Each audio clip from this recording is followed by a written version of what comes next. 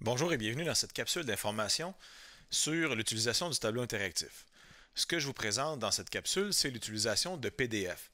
Donc, quand on veut travailler avec un PDF au tableau, on ne peut pas l'intégrer dans Notebook. Par contre, ce qu'on peut faire, c'est d'utiliser la visionneuse de documents Smart Ink.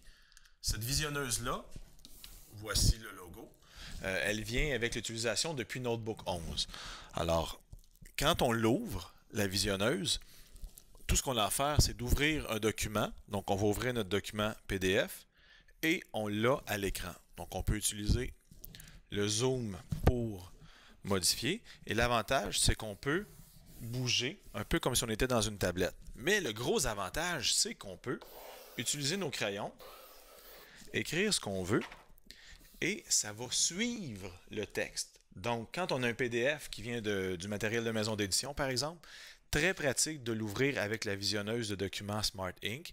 Comme ça, on peut souligner du texte, écrire dans le texte, analyser des phrases et ça va se suivre sans problème.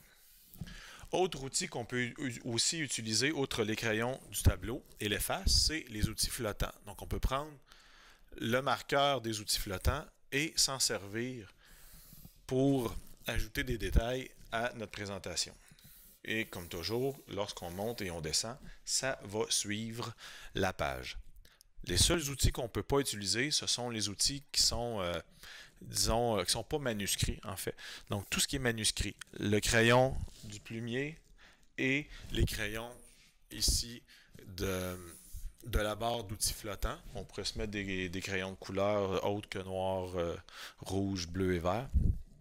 Et le marqueur. Donc ça fonctionne, mais on ne peut pas utiliser les lignes, les formes et ainsi de suite. Quand on veut effacer, on efface directement avec l'efface du tableau. Si on enregistre, par contre, il faut penser d'enregistrer sous une autre forme où on va conserver les traces de ce qu'on a laissé et ne pourront plus s'effacer. Donc pensez à ça pour ne pas gaspiller ou du moins là, avoir des traces dans notre document. Voilà pour la visionneuse de documents Smart Ink.